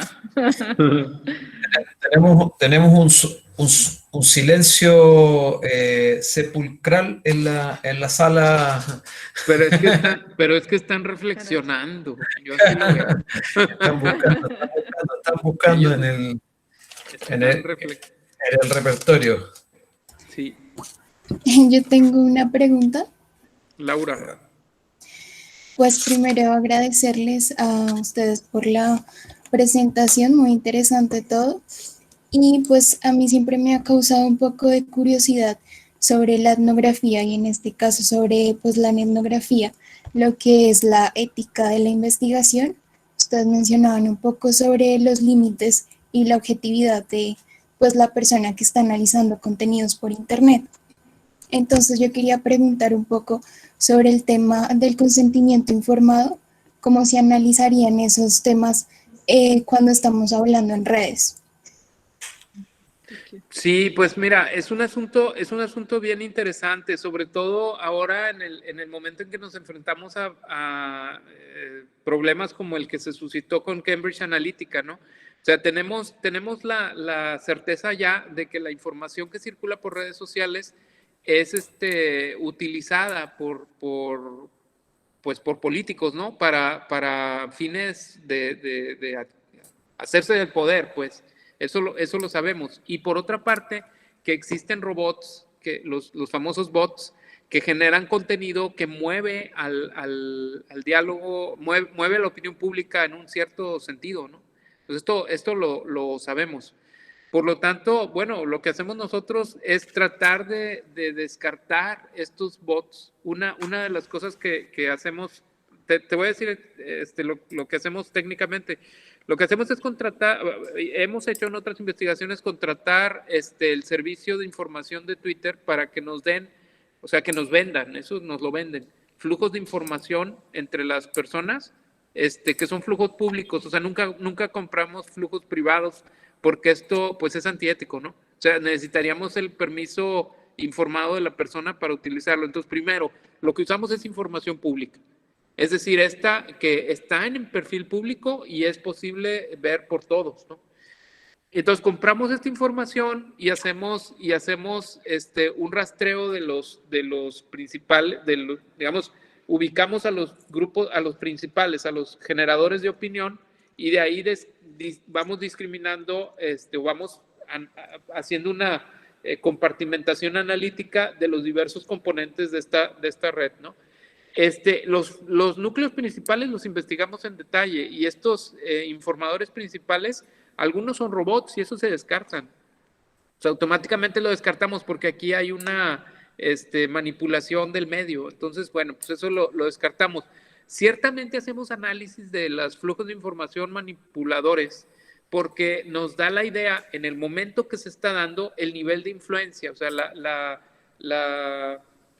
la influencia que está teniendo en la red, en la conformación de la opinión, ¿no? Técnicamente hacemos eso. Entonces, sí, nosotros estamos utilizando solamente información pública, no hacemos uso de información privada porque sabemos que pues esto pues es un ataque a la privacidad de la gente. Entonces, ese límite es muy importante saberlo. Sabemos que podríamos tener acceso, o sea, ciertas esferas de nuestras... pues ciertas esferas de nuestros gobiernos tienen acceso a comunicaciones privadas. O sea, es más, pueden estarme oyendo aquí en mi teléfono. O sea, y a ustedes, por lo tanto, ¿no? Nos pueden estar oyendo a todos y esta se puede estar filtrando a un servidor que va a analizar lo que digamos, ¿no? Así si decimos una palabra, esto lo sé porque he convivido con gente de Seguridad Nacional. En una ocasión me tocó conocer a un miembro del sistema de rastreo electrónico de Gobernación, o sea, de Seguridad Nacional de México, y él me comentaba que cuando uno dice una palabra, por ejemplo, y la voy a decir nomás para que nos rastree, voy a decir terrorismo, o terrorista, o ataque terrorista, o presidente.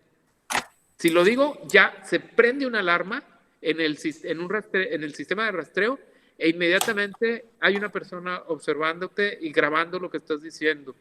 Entonces, hay ciertas palabras marcadoras. Esto se hace desde la lingüística computacional. Esa es la disciplina de las personas que son los espías que tenemos encima. Bueno, sabemos que esto se hace. Pero esto es absolutamente, aparte de ilegal, ¿verdad? Es antiético. O sea, no lo podemos nosotros solventar a menos que tengamos un consentimiento de la persona que va a ser cuya información va a ser utilizada, tal y como lo hacemos cuando hacemos una entrevista.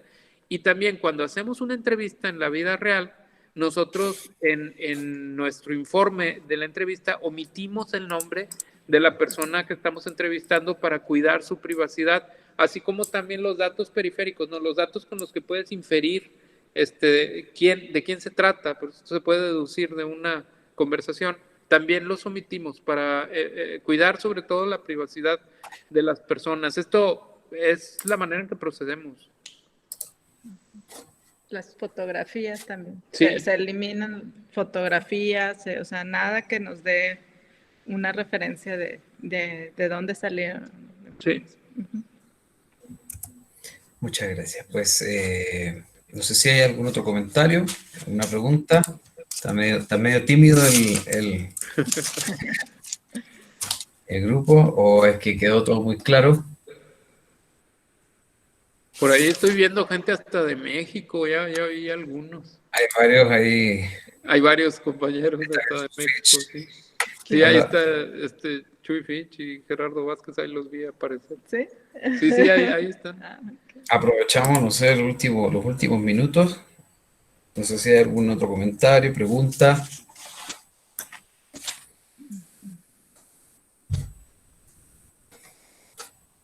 ¿No? Bueno, Pues, acaba de compartir el libro, qué buena onda, libro. Qué buena onda, muchas gracias. sí, Sí, lo puse puedes el libro descargar. Pues ahí es una buena guía, ¿no? para el trabajo, ¿no? Ahí es una muy buena guía para el trabajo. Muchas gracias, Felipe. estaba en el ResearchGate, ¿no? Entonces, Sí, por ahí está. sí, ahí está directo, ¿no? Para la gente, pero qué bueno que lo das a conocer. Sí, porque, pues de hecho, un poco el objetivo era trasladarle algunas ideas y abrirle un poco las puertas a los estudiantes. Yo creo que pues, a los estudiantes y a quienes nos están escuchando, ¿no? Sí, ese es el libro que pues, escriben los profesores y yo siento que pues muy ilustradora. Muchas gracias por la presentación que nos traslada pues a comprender un poco la etnografía desde sus bases y comprender que es un vuelco por sobre la comprensión de los comportamientos, los significados, ¿no? Las representaciones. Me parece que ha sido para comprender de manera profunda qué hacemos cuando se hace etnografía, ¿no? ¿Cuál es esa búsqueda, ¿no? Porque creo que lo que más nos va a permitir esta conferencia es entender qué buscar, ¿no? Entender qué buscar. Sí, entender qué buscar, pues nos dieron muchas claves. Yo creo que, pues, espero que los compañeros hayan estado prestando atención con detalle sobre todos estos conceptos que nos ofrecieron, que son pues, los significados, que son estar pendiente de cómo actúa la gente, también obtener información de qué sienten frente a las distintas maneras de la relación de lo tangible a lo intangible, o de lo real a lo virtual, o viceversa, ¿no? Ese comportamiento, ¿no? Cómo se describen a sí mismos en las redes, que me parece súper importante, ¿no? Identificar hitos, identificar los recorridos virtuales, los sentidos, todos los niveles detallados en cada uno de los ejemplos. Creo que nos sirve a nosotros para poder ampliar la comprensión de la etnografía. Creo que ha sido la mejor manera de explicarla, ¿no? A través de ejemplos. Obviamente, detrás de cada cosa hay otros submétodos, llamémosle así, como por ejemplo en el análisis de imágenes, sin duda está la semántica, está el análisis de contenido, como bien dijeron al comienzo, está la hermenéutica. Entonces podemos ir cruzando distintos tipos primero de herramientas, ¿no? Y de formas de interpretación del contenido. Así que, pues yo creo que ha sido muy valioso la ilustración que nos hicieron, ¿no? Toda la ilustración, la presentación maravillosa. Yo les agradezco realmente, pues yo creo que con esto el grupo, por lo menos mi grupo de Sociología de la Comunidad, los que están acá, creo que ya tienen una base fuerte para poder seguir avanzando con sus propuestas de investigación, y pues todas las otras personas que se conectaron, ¿no? A que ya, pues dada la hora, muchos se han tenido que retirar. Y agradecerle a los profes. Esta conferencia, de todas formas, nosotros la vamos a socializar. Órale, sí. Okay. Sí, muchas gracias. Para sí, que dijo, dijo el decano que le iban a subir hasta YouTube, ¿verdad? Ahí te encargamos el link. Sí, la van a subir a las redes de la misma facultad y la subiremos también en las redes de la RIR. Y, qué bueno. sí, agradecerles mucho pues, el tiempo. Yo sé que en estos tiempos, pues valga la redundancia, estamos en mil cosas. Sí. Sí, entonces, ¿qué dice ahí? Algunas percepciones. Dice, en esta propuesta quedarían ausentes algunas percepciones de otros sentidos como el olfato, dice la compañera Kelly, ¿no? Sí, es muy posible, sí, Kelly, sí, es muy posible que sí, pero hay unas referencias olfativas tan importantes en la visualidad que difícilmente nos desligamos de ella. Por ejemplo, las fotos de las calles sucias, ¿no? Con aguas de drenaje, o las taquerías estas de aromas estupendos, ¿no? Que tenemos en México, vienen a la memoria, digamos, no son de la visualidad, pero como que en esta intersensorialidad que tenemos por la experiencia, porque es la memoria la que hace esto, hay alguna presencia. Es cierto lo que dices, o sea, el mundo de lo virtual no ha penetrado a algunos sentidos aún, pero algo puede cambiar. Sí. No, mientras ustedes estaban hablando, yo ya tengo como unos 2 o 3 artículos en camino. Así que es muy inspiradora la conferencia. Muchas gracias pues, a los profesores, a la profesora. Y pues sin duda yo creo que nos quedan como las ideas, ¿no? Nos quedan como las ideas. Esta presentación yo creo que abre mucho a seguir pensando en la materia. Así que les compartiremos la información. Muchas gracias por su tiempo, muchas gracias por haberse conectado, por la disposición, ¿no? Que yo sé, como decía al comienzo, que disponer de 2 horas para un profesor con la agenda de ustedes es una cosa muy especial, así que pues gracias. Ahí los compañeros están agradeciendo por el chat y bueno. Pues, si quieren decir algo más, o Valentina, Laura, pues si no, pues ya por la hora que estamos casi encima de la 1 de la tarde. Sí, ya estamos cerquita. Se nos hizo un poco ahí el tiempo. Gracias por la invitación, Felipe, muchas gracias. Para México, la 1 de la tarde todavía no es hora de almuerzo, ¿cierto? Pues ya nos está dando hambre, Felipe. Ya tenemos hambre. Sí, en Colombia, la hora del almuerzo más o menos son las 12 del día. Mira, imagínate unas enchiladas en tortilla de maíz negro, mestizo, con pollo y mole arriba. Eso es lo que estamos con ese imaginario. Ya me llegó el olor. Con eso nos abriste el apetito, pues. Entonces, muchas gracias, pues. Muchas gracias y un abrazo grande. Aquí estamos. Un saludo. Felipe. Nos vemos. Hasta luego. Gracias. Chao, chao.